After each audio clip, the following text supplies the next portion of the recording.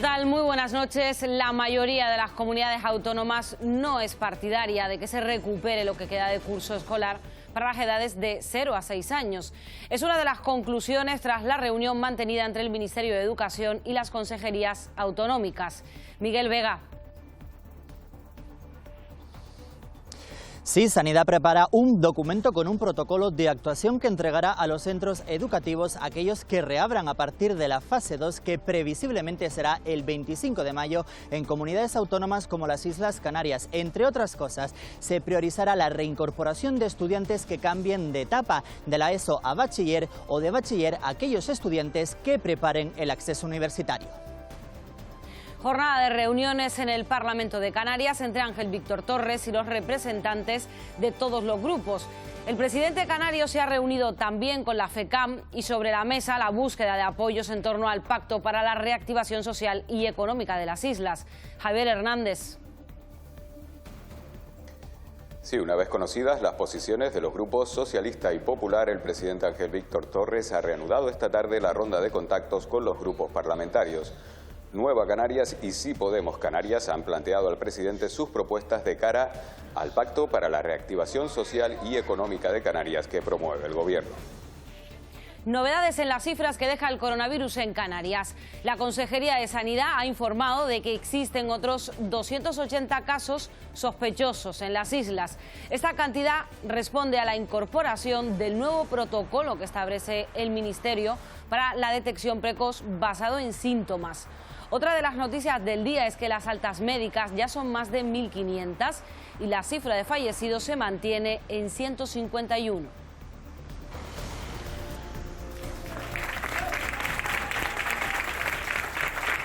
Las altas siguen siendo una alegría. Este es el emotivo aplauso que le han brindado sus compañeros de la Guardia Civil y el personal del centro. Carmelo regresa a casa tras más de 50 días ingresado en el Hospital Dr. José Molina Orosa, luchando contra el COVID-19. La otra cara de esta crisis sanitaria nos llega desde Nigeria, donde vive una canaria que trata de salir de allí debido a a la grave crisis económica que la pandemia está dejando en ese país. Colas enormes de personas, de cientos de personas esperando por comida. Señores, no hay comida en África. Están saliendo a la calle a reclamar sus derechos porque no tienen que comer. Una sucursal, un cuchillo y 600 euros de botín. Son las características de un atraco que se ha perpetrado a plena luz del día en una oficina bancaria en el centro de Santa Cruz de Tenerife. Clientes y empleados no han sufrido daños. Enseguida les contamos más detalles. En deportes hay amenaza de plante de la plantilla del Club Deportivo Tenerife a causa del ERTE, que sigue activo pese a que los jugadores ya están entrenando. El equipo entrena desde el pasado sábado y lo ha vuelto a hacer hoy, pero en ese tiempo no ha alcanzado acuerdo respecto a los plazos para recuperar la mayor parte de su salario. Los jugadores no hacen declaraciones desde el 10 de abril como medida de protesta y este viernes podrían dar un paso más, negándose incluso al entrenamiento. La Unión Deportiva Las Palmas ha ofrecido su primera rueda de prensa telemática a cargo de Alberto de la Bella, que admitió que están negociando con el club para salir del ERTE. Lo que más les preocupa de la vuelta a la competición es jugar sin público. Escucharemos a un psicólogo deportivo que advierte del posible descenso de rendimiento de los jugadores sin la afición en las gradas.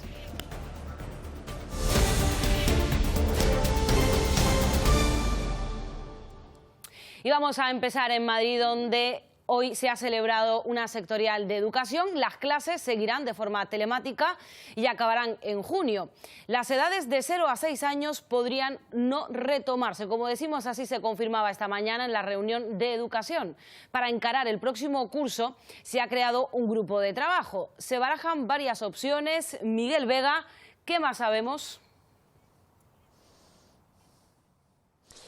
que en los próximos días el Ministerio de Educación entregará un documento a los centros educativos que reabran a partir de esa segunda fase para que tengan unas pautas a seguir, sobre todo para esos alumnos que se reincorporen para el cambio de etapa de la ESO a bachiller o de bachiller también al acceso universitario. También que se va a fomentar la digitalización de la enseñanza tanto entre los estudiantes como entre los profesores. Además, se trabaja en 3 posibles escenarios de cara al próximo curso 2020-2021 para fomentar eso, la digitalización y también asegurar que no hayan importantes aglomeraciones en las aulas.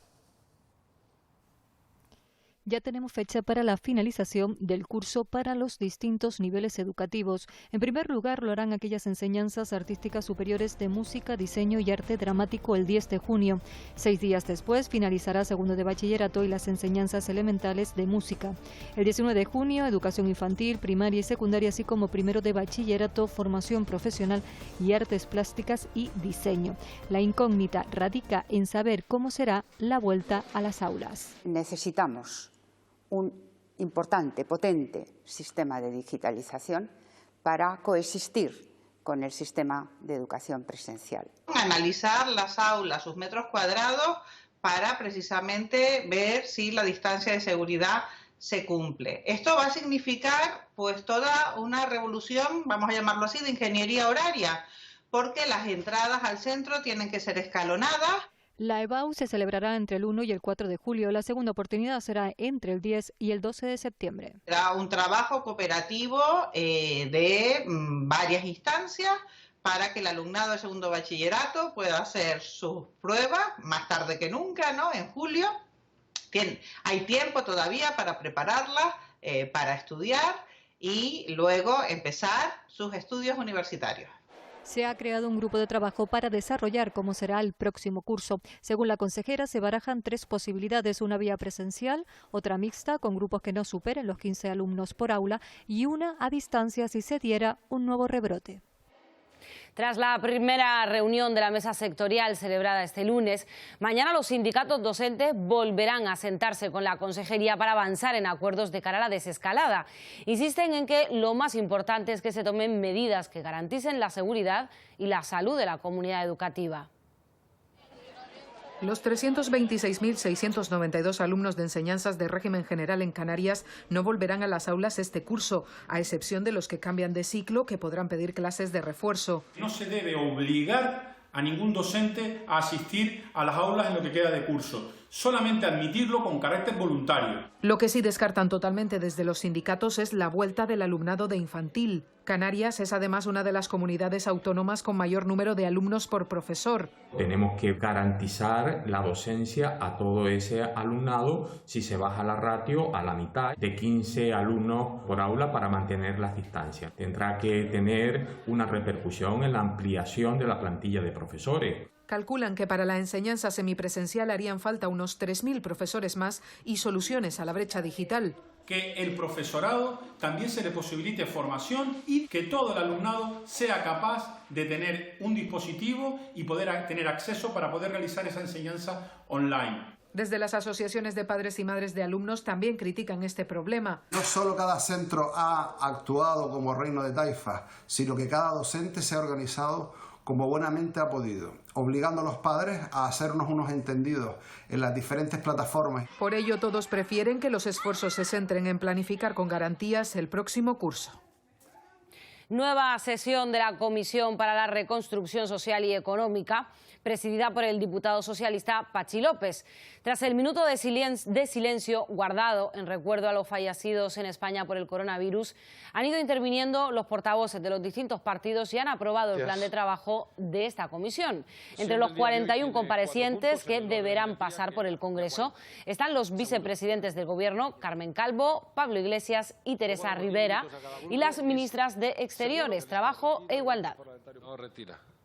Lo que queremos escuchar, en este caso, al menos nuestros grupos, es precisamente qué es en qué está pensando el Gobierno a la hora de la reconstrucción.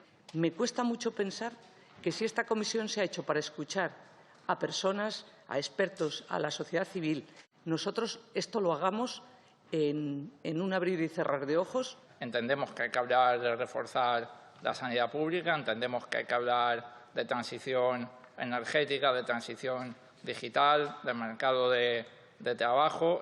Yo creo que lo importante es que traigamos el tipo de comparecientes que nos pueden ayudar a vislumbrar un futuro mejor y reconstruir España de la manera en la que se está diciendo aquí. El concretar cómo va a ser esa desescalada en el sector turístico del que dependen tantos puestos de trabajo. Y después he presentado también una solicitud de gente que está en primera línea en el drama social. El presidente de Canarias ha comenzado hoy las reuniones con los grupos parlamentarios para el Pacto para la Reactivación Social y Económica de Canarias. Javier Hernández, ¿qué valoración han hecho? Sí, la posibilidad de utilizar el superávit generado por las administraciones públicas canarias, una capacidad de endeudamiento a largo plazo y una recuperación económica basada en la sostenibilidad son los ejes del planteamiento de Nueva Canarias ante el Pacto para la Reactivación Social y Económica del archipiélago. La formación nacionalista considera que la recuperación económica de las islas, una vez superada la pandemia, va a requerir un montante total superior a los 18.000 millones de euros. Por su parte, Sí Podemos Canarias otorga la máxima prioridad al blindaje de la sanidad pública a través de una inversión suficiente que garantice su calidad y universalidad. Un sistema fiscal más redistributivo y justo y una apuesta decidida por el máximo desarrollo posible de las energías renovables en el archipiélago son otras de las propuestas que Sí Podemos Canarias ha planteado al Ejecutivo. Sí Podemos Canarias señala el refuerzo de los servicios públicos como uno de los factores clave para el desarrollo del pacto. Llevamos muchos años en Canarias hablando y haciendo críticas sobre el exceso de privatización en la salud, la privatización que ha habido en la dependencia o incluso en el campo educativo. Y pensamos que es el momento de apostar por lo público. Nueva Canarias, también socio de gobierno, destaca la necesidad de aumentar los recursos económicos. Por parte de las administraciones públicas o utilizar los miles de millones de euros que las distintas administraciones canarias tienen inmovilizados en los bancos. Se trata de garantizar los servicios públicos esenciales. Ese ha sido el compromiso del gobierno de Canarias, no recortar ni un solo euro en sanidad, en educación, en políticas sociales. El Grupo Socialista apuesta por el consenso como método para avanzar en los próximos meses. Medidas para los empresarios, es decir, el nivel de contratación, intentar cuidar todo ese tipo de medidas y también reforzar los servicios de inspección. Son todo medidas transversales que afectan no solamente, evidentemente, no solamente a la economía, sino también al empleo. El Grupo Popular es el único que se ha desmarcado hasta el momento del Pacto para la Reactivación Social y Económica. Absolutamente imprescindible que el Gobierno de Canarias agilice e intensifique cuanto antes la capacidad de detectar la presencia del virus en todas y cada una de las islas, cosa que a día de hoy no se ha producido. El Gobierno mantiene su llamada a la unidad y el consenso en defensa de los intereses de Canarias. Hay cambios que se producen con cambios normativos, cambios en leyes, y eso necesita del apoyo de los partidos políticos, no solo que lo tomen los gobiernos, sino que después lo sustancien en los parlamentos, tanto el Parlamento de Canarias también como el Congreso de Diputados, en Cortes Generales. La ronda de contactos del Gobierno continúa mañana con Ciudadanos, la Agrupación Socialista Gomera y Coalición Canaria. También representantes de la FECAN, de la Federación Canaria de Municipios, se reunían con Torres para abordar la reactivación económica y social. Piden que los ayuntamientos formen parte de la comisión bilateral con el Estado para negociar un fondo que compense la caída de recursos del bloque canario de financiación. Mañana habrá pleno en el Parlamento para modificar el reglamento y validar que se puedan celebrar de forma semipresenciales. De los 70 diputados con los que cuenta la Cámara, acudirán 25 de forma presencial. El resto podrá seguirlo y hacer uso de su voto por videoconferencia. Según el presidente del Parlamento, Canarias sería la primera autonomía que contaría con este sistema. Un pleno que podrán seguir además en directo en Radio Televisión Canaria será a partir de las 10 de la mañana de este viernes de mañana. Mañana ya tendremos un pleno que será el primer pleno de esta nueva etapa, un pleno que será con presencia reducida. Se va a permitir la presencia mediante videoconferencia y el voto directo y en tiempo real mediante videoconferencia tanto en los plenos como en las comisiones, durante todo el tiempo que dure esta situación. La ministra de Política Territorial y Función Pública ha destacado que, a su juicio, es el rigor y la prudencia de las medidas tomadas por el Gobierno en la gestión de la crisis de la COVID-19. Carolina Darias ha explicado que, para garantizar el funcionamiento de los servicios públicos y proteger la salud, se han reforzado los servicios esenciales con más de 1.500 empleados públicos. La ministra además señala la búsqueda de entendimiento común y coordinación entre instituciones como una de las lecciones más importantes. En esta situación sin precedentes, desde luego, somos todos necesarios, y su fuerza política especialmente. Y le agradezco el sentido de responsabilidad que ha tenido su fuerza política, señor Espejo, y espero que podamos seguir encontrándonos, porque no sobra nadie, incluso desde posiciones diferentes. Tenemos que entendernos y buscar ese mínimo común de entendimiento. Esto sucedía en el Congreso, y en el Senado se producían varias comparecencias, entre ellas la del vicepresidente del Gobierno en Comisión de Derechos Sociales, Pablo Iglesias. Ha garantizado que el ingreso mínimo vital será aprobado en los próximos días.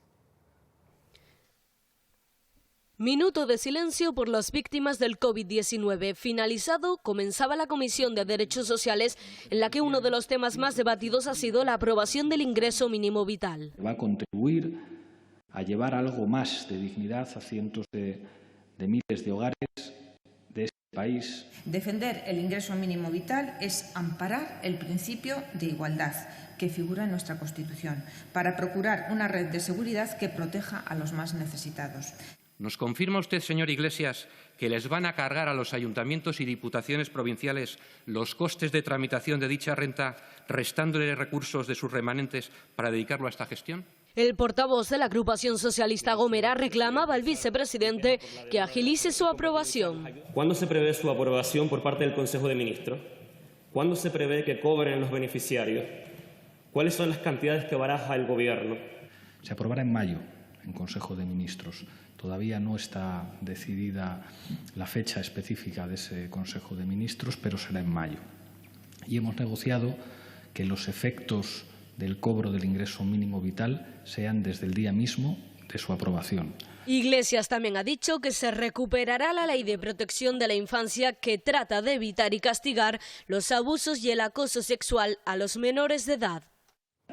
Canarias supera la cifra de 1.500 personas recuperadas tras sufrir COVID-19. Es una de las mejores noticias que deja este día.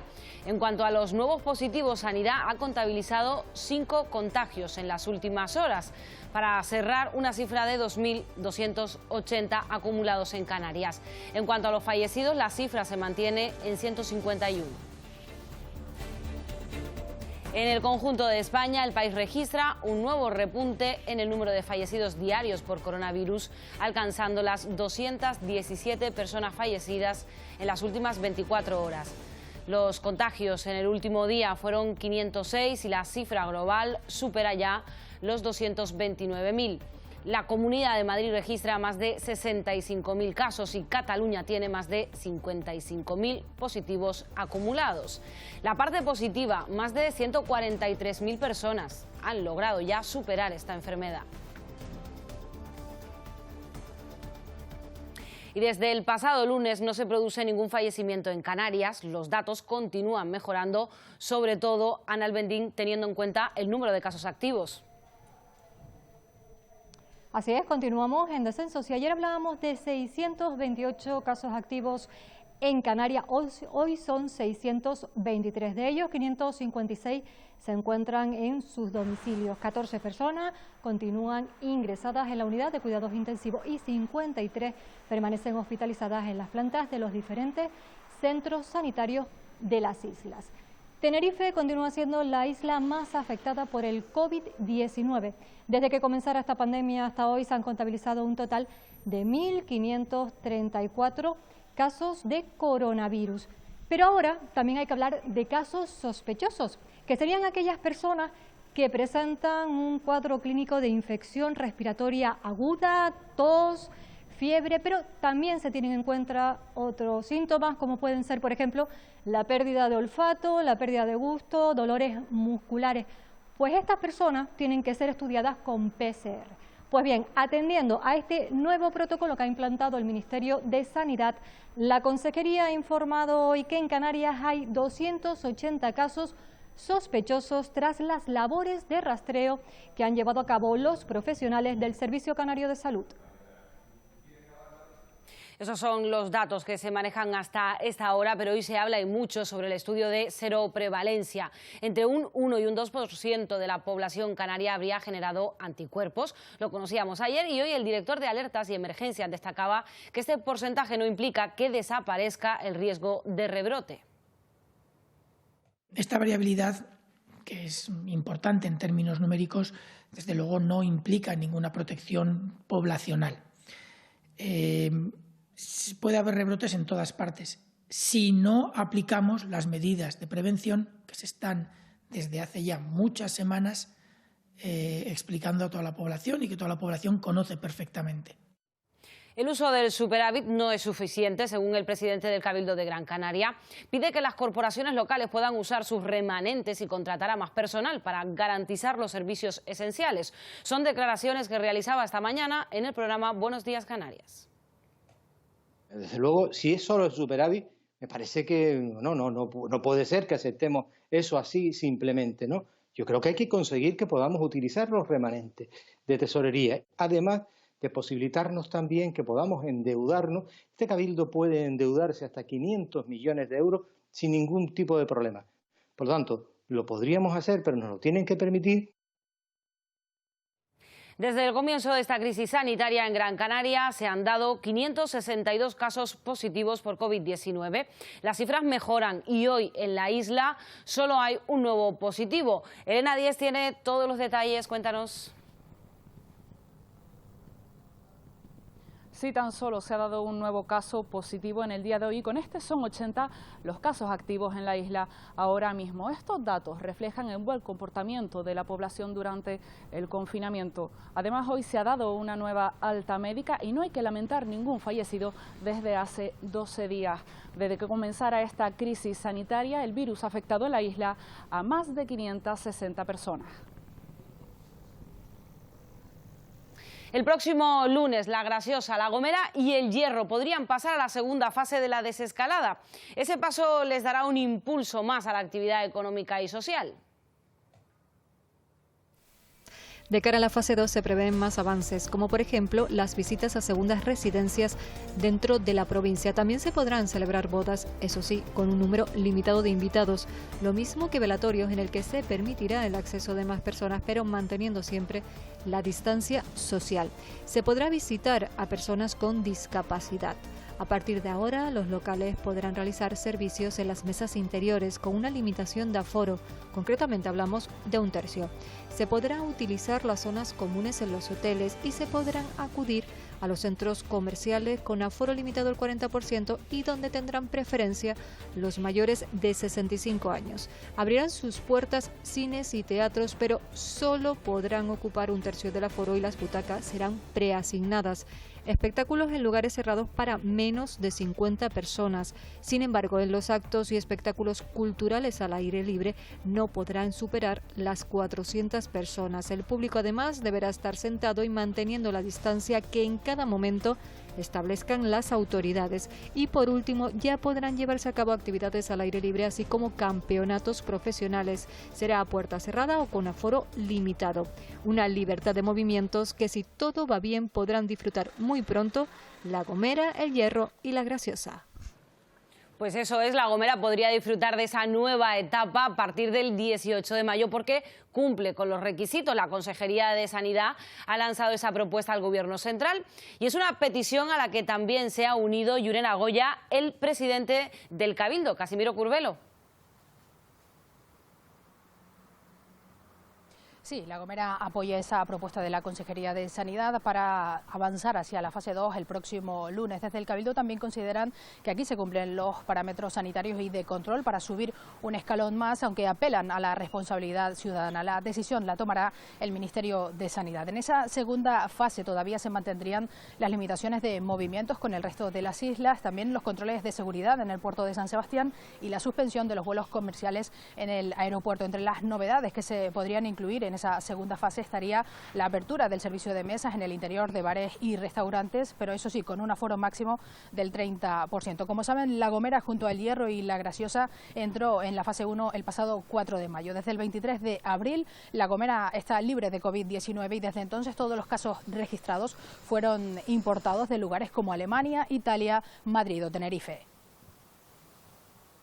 Hay una gran cantidad de posibilidades que podemos hacer, adelantarnos en 7 días a el conjunto de la sociedad canaria y por tanto yo creo que vale la pena y La Gomera creo que reúne condiciones porque los ciudadanos gomeros han sido responsables y lo van a seguir siendo, estoy completamente seguro, para que todos seamos una referencia.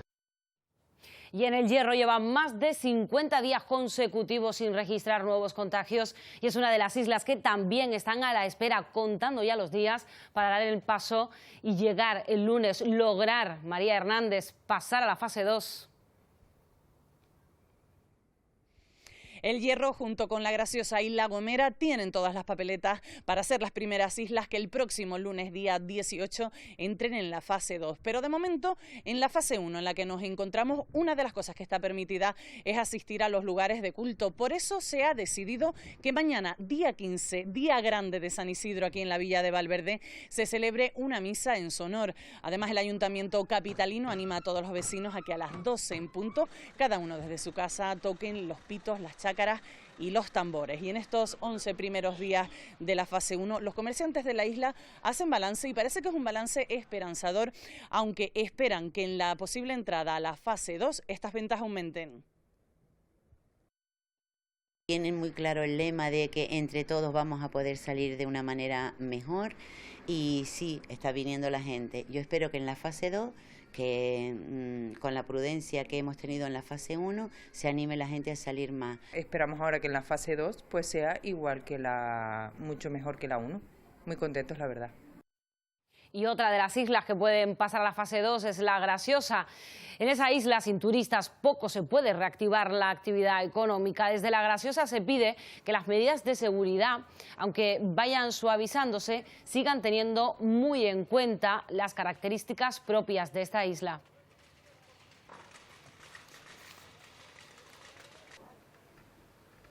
Cuatro nuevas altas hospitalarias en Lanzarote. De los 85 positivos registrados en la isla, Sala Duarte, solo quedan 3 casos activos ahora. Lanzarote registró su pico más alto de casos activos los días 7 y 8 de abril con 64 positivos simultáneos.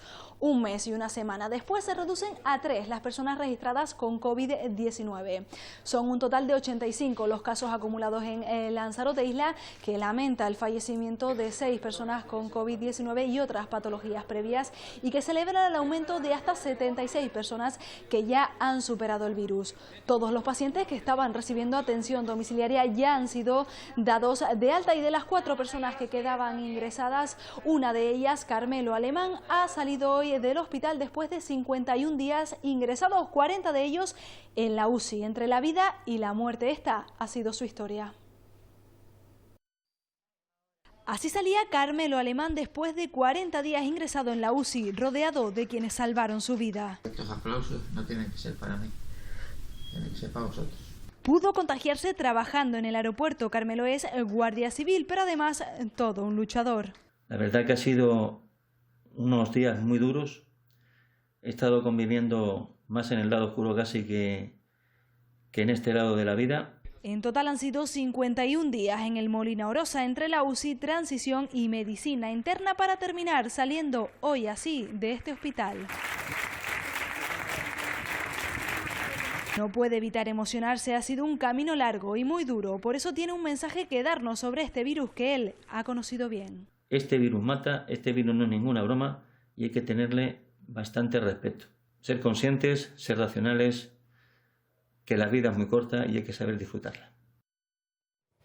Miramos ahora el mercado laboral. Según la consultora ADECO, entre los perfiles más demandados está el personal sanitario, administrativo, cajeros y reponedores.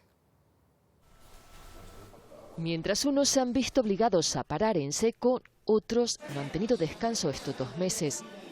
Sectores como el sector de alimentación, el sector agro, el sector de distribución, logística, transporte, Son sectores que aún se mantienen dinámicos, fruto de la demanda y fruto, por ejemplo, de la actividad e-commerce.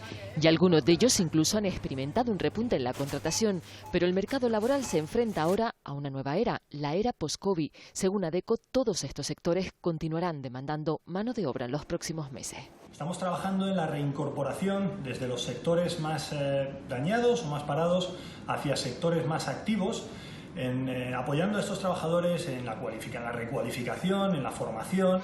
Y entre los perfiles más demandados, personal sanitario especializado, administrativos, atención al cliente, cajeros o reponedores. Pero además se busca otros perfiles que surgen de esta crisis, como pueden ser el personal encargado de acometer la desescalada en las empresas, controladores de temperatura o responsables de desinfectar espacios y ropa. Según ADECO, el nuevo mercado laboral que se avecina demandará profesionales polivalentes y obligará a readaptar muchos puestos de trabajo.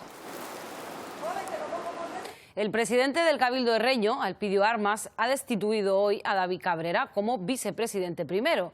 Cabrera, líder de la agrupación electoral por el Hierro, mantendrá su cargo como consejero de Agricultura. Los otros 3 consejeros de la misma agrupación permanecerán en sus cargos en el Cabildo y ninguna de las dos partes ha querido de momento dar declaraciones tras conocerse esta noticia. En Fuerteventura, después de 20 días sin contagios, hoy la isla suma un nuevo positivo y por eso se eleva ya a 2 Almudena Betancor los casos activos.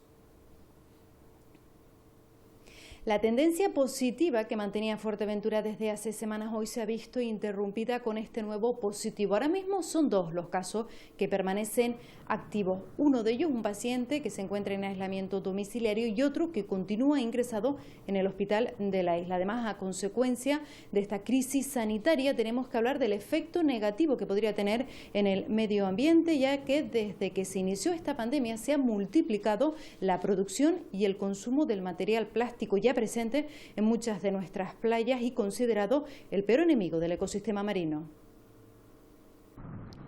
A pesar del confinamiento y que ha dejado playas cerradas durante casi 2 meses, el plástico ha seguido llegando a la orilla. Hemos visto las playas así ya desde hace años. Entonces, por un lado, vemos que antes del estado de alarma, las playas estaban mucho más limpias porque la gente participa en recoger basura. La ONG Clean Ocean Project recoge estos días restos de esta basura convertida en muchos casos en microplástico para mitigar su impacto negativo en el ecosistema y que podría haberse dañado aún más a consecuencia de esta crisis sanitaria debido al material de un solo uso, como estos guantes de plásticos que ya han llegado a la arena de la playa. Llevamos años y no solo nosotros luchando contra el plástico de un solo uso no necesario, plátanos envasados, etc. Ahora la industria del plástico se va a aprovechar de generar aún más plástico de un solo uso por temas higiénicos, ¿no? La creciente producción de este material y su exceso uso contaminan cada parte del planeta, en especial nuestros mares. Viajamos ahora hasta Nigeria para contarles la historia de Yurenas, una canaria que aunque lleva años residiendo en ese país, ahora está tratando de volver sin éxito de momento al archipiélago. Nos cuenta que la COVID-19 ha generado una importante crisis. Es Lagos, una de las ciudades más importantes de Nigeria, con más de 20 millones de habitantes. Ahí reside una canaria, Yurena Medina. Su empresa ha cesado la actividad debido a la crisis sanitaria y lleva semanas tratando de volver a Gran Canaria. Hasta el momento le ha sido imposible. A mí me dicen de que el gobierno español está haciendo todo lo posible para que los expatriados alrededor del mundo se queden en sus sitios. Perdone, pero no lo veo aplicable a Nigeria, no lo veo aplicable a África. La situación en el país africano se ha vuelto muy complicada debido a la crisis económica que la pandemia está generando. Colas enormes de personas, de cientos de personas esperando por comida. Señores, no hay comida en África. Están saliendo a la calle a reclamar sus derechos porque no tienen que comer. El consulado español dice que la fase de retorno ha finalizado y que se dio prioridad a los españoles en tránsito. A ella, de momento, no le dan opción de volver. Es muy duro estar fuera de casa y no tener el apoyo, tu círculo hay que ser muy fuerte. Desde Lagos pide a las autoridades españolas y canarias una opción para poder salir de un país en el que la situación apunta solo puede ir a peor. Nueva York ha reportado más de 186.000 casos confirmados de COVID-19, aunque se cree que la cifra real es mucho mayor. Hablamos con una profesora canaria residente en la ciudad que nos confirma los problemas del sistema sanitario para hacer frente a la pandemia. La ciudad que nunca duerme descansa ahora golpeada por la pandemia. Suma ya casi tantas muertes como España entera. Allí vive la canaria María Hernández. Nueva York siempre ha sido el contexto de muchas películas y ahora también podría serlo, pero una película de terror, apocalíptica, porque falta la vida, la gente, el movimiento. María es profesora de universidad y una de las fundadoras del Centro de Estudios Canarios en la Gran Manzana. Hemos tenido muchas charlas de profesores tanto de la Universidad de Las Palmas de Gran Canaria como de la Universidad de La Laguna, y también hemos tenido intercambios de estudiantes. En estos días, como muchos otros, vive confinada. Cree que el gobernador acertó con la medida. Y eso ha salvado muchísimas vidas, pero desafortunadamente no ha sido un plan nacional, no hay un apoyo médico, no hay una red social que proteja a la mayor parte de la gente como ocurre en España, por ejemplo. Las cifras del coronavirus en los barrios más pobres sacan los colores al sistema sanitario del país. Vemos ahora cómo está la situación en el mundo. Desde el inicio de la pandemia, 4.400.000 personas se han visto afectadas por la COVID-19. De todos ellos, más de 1.570.000 han logrado vencer el virus. 300.000 personas han perdido la vida. Por países, Estados Unidos acumula más de 1.400.000 afectados y supera los 84.000 fallecidos. Rusia ocupa el tercer puesto a nivel mundial en número de contagiados, con más de 250.000 positivos acumulados. Contabiliza 2.300 muertes. Y en estas últimas horas Italia ha sumado más de 260 muertos. Más de 31.300 personas han fallecido en el país transalpino. Las autoridades sanitarias de Reino Unido han alertado de un incremento de fallecidos. La cifra mortal en el país es ya de más de 33.600 personas. El número de contagios nuevos se sitúa en casi 3.450 en las últimas 24 horas. Eso después de comenzar la desescalada.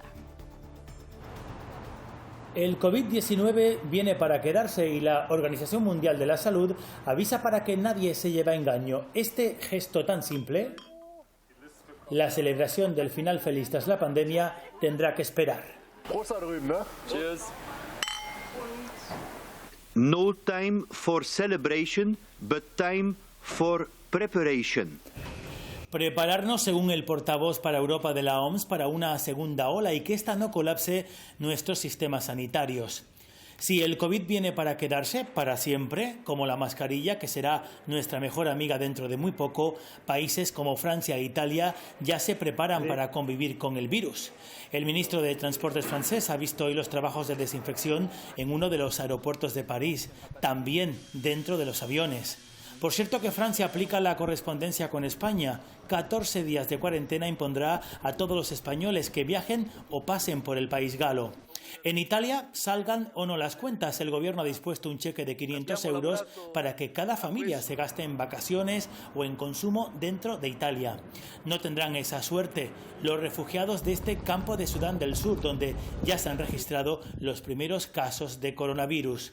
Otros refugiados, los que esperan por un futuro mejor en la frontera de Hungría, han recibido el apoyo de la justicia europea, que pone a Hungría en su sitio y le exige respeto a los derechos humanos en el trato a los migrantes que se hacinan en sus fronteras. Y esta tarde ha llegado a Gran Canaria un cayuco con 55 personas a bordo. Fueron localizadas a 3 millas de la costa de Arguineguín.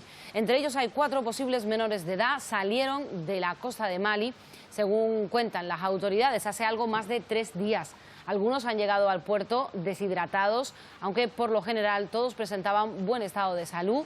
Ninguno tuvo que ser trasladado a un centro sanitario. Se localizó un cayuco a unas 3 millas de la costa, muy cerquita, y han venido unas 55 personas. Realmente todavía no estamos seguros, ellos nos están diciendo que han estado 3 días y medio, 4 días en el mar. Han venido bastante bien y solo hay un par de ellos que tienen algunas patologías. La Palma no ha registrado variaciones en el número de los casos activos en las últimas horas. Por tanto, la situación, Javier Sánchez, se mantiene estable.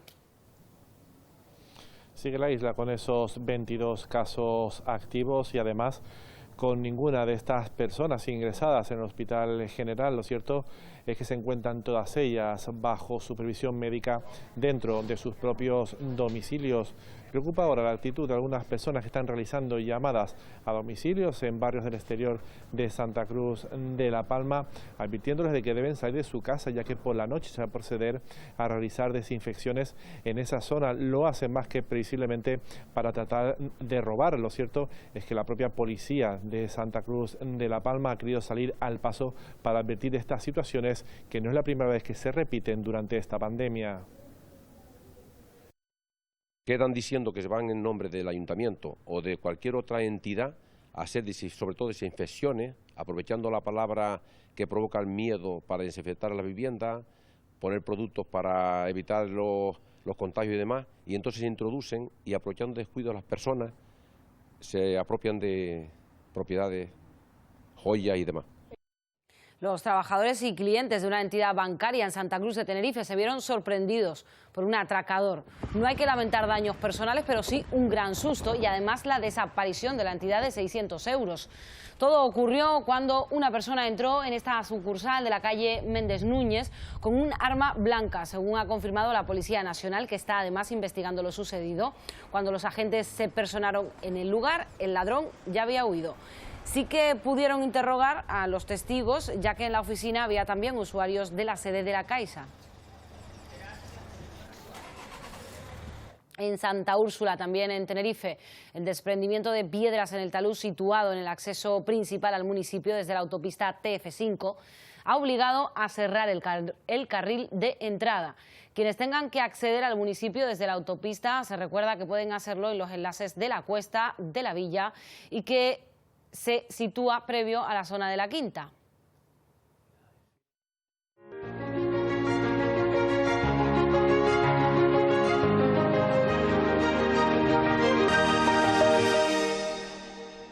Entre los espacios naturales más relevantes de las islas hay uno que destaca a partes iguales por su valor medioambiental y por su importancia astrofísica. Está en La Palma, seguro que ya saben de qué se trata, es el Roque de los Muchachos. Alcanza los 2.426 metros, forma parte del Parque Nacional de la Caldera de Taburiente y es el pico más alto de la crestería que se eleva en el centro de La Palma. El Roque de los Muchachos es la tercera cima más alta del mundo en relación a la superficie de su isla. El Roque se originó, empezó a originarse hace unos 600.000 años. Hace unos 600.000 años, ese gran edificio volcánico, el edificio Taburiente, sufrió un derrumbe gigantesco hacia la costa oeste de la isla de La Palma. Esos cambios de temperatura tan bestias que hay entre el día y la noche, pues hacen que las especies se tengan que adaptar a esos cambios de temperatura.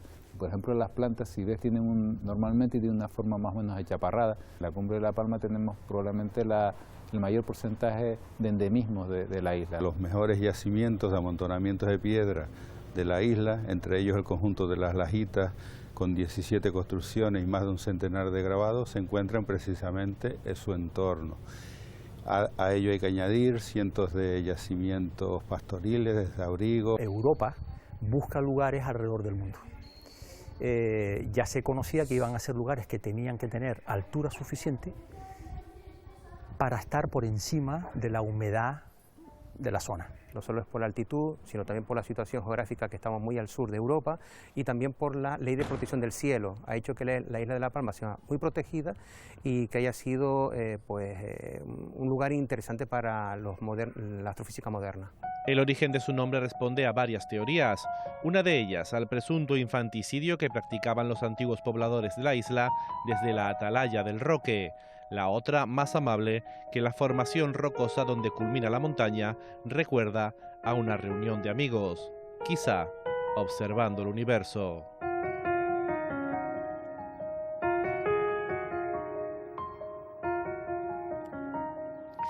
Esta noche a las 10:15 llega una nueva edición de Fuera de Planos, un programa conducido por Miguel Ángel Daguani y Wendy Fuentes y que cada jueves monitoriza desde el punto de vista sanitario y económico los efectos que está originando el coronavirus en Canarias. Miguel Ángel, ¿qué temas se van a tratar esta noche? Cuéntanos. Pues no te lo vas a creer, Fátima, pero hemos encontrado una empresa canaria que está a la vanguardia tecnológica y ha conseguido desarrollar un sistema que garantiza la contención del virus en espacios cerrados. Fíjate cómo lo hacen. Esto es un dispositivo no solo de control de personal, sino que también tiene control de temperatura. Temperatura normal. Como ves, te acaba de medir la temperatura. Ahora acaba de detectar que no tienes máscara.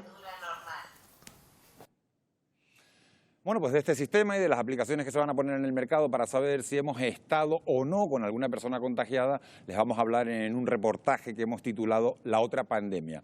En ese reportaje vamos a poder oír también los testimonios de algunos empresarios que a pesar del coronavirus han encontrado la fórmula para darle la vuelta a la situación y mirar al futuro con cierto optimismo. También vamos a analizar con expertos, Fátima, las importantes decisiones que se han tomado esta semana en lo referente a algunos asuntos claves. Por ejemplo, el transporte aéreo. Queremos saber cuánta gente puede viajar en un avión. Por ejemplo, la desescalada, porque La Gomera, El Hierro y La Graciosa podrían pasar ya a la fase 2. Y vamos a hablar también, como no, del empleo, porque en algunos casos ahora parece que sí se va a poder despedir a algunos trabajadores que se vean afectados por un ERTE. Bueno, pues todo eso en Fuera de Plano a las 10:15. Muchas gracias, Miguel Ángel Daguani. Estaremos pendientes porque son muchos detalles los que está dando de sí este coronavirus, esta crisis. Se cumplen además 2 meses del estado de alarma. Vamos a ver el resumen en Crónica de cómo ha sido este día. Seguramente este sea el nuevo idioma que mande en las zonas turísticas isleñas nuestra lengua y también nuestro dinero. Un mejor reto que tenía, pues. Simplemente contarle a su teléfono móvil y pasarlo, ya detecta que seremos los isleños los primeros en abrir algo del turismo y casi todo tocará hacerlo abriendo el móvil. Siempre hay un compromiso entre la usabilidad y la privacidad. Porque somos exigentes para proteger nuestros datos y está muy bien, pero seamos exigentes con nuestros propios desechos. Son incompatibles la mayoría con el turismo. Lo son estos miles de plásticos en las playas, muchos de ellos guantes de esta pandemia.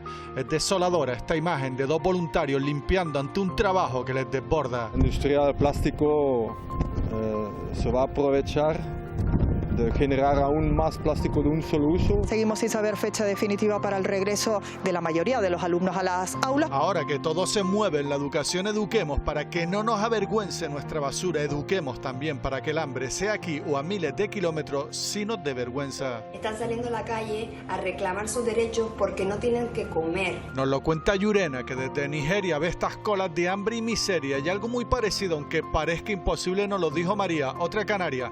Ella desde el corazón financiero del mundo. No hay una red social que proteja a la mayor parte de la gente.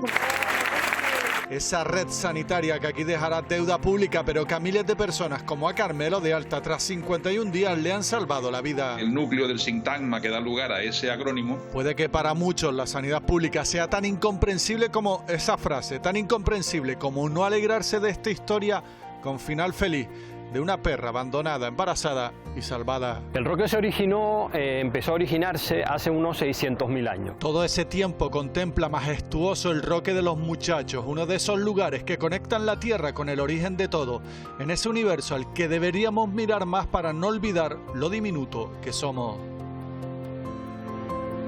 Pues hoy nos vamos a despedir mirando al atardecer en la isla de Gran Canaria, unas imágenes a cámara rápida que han captado nuestros compañeros a José Casañas y Manolo Mindiela. Una espléndida panorámica de la ciudad de Las Palmas de Gran Canaria desde el mirador de 4 Cañones.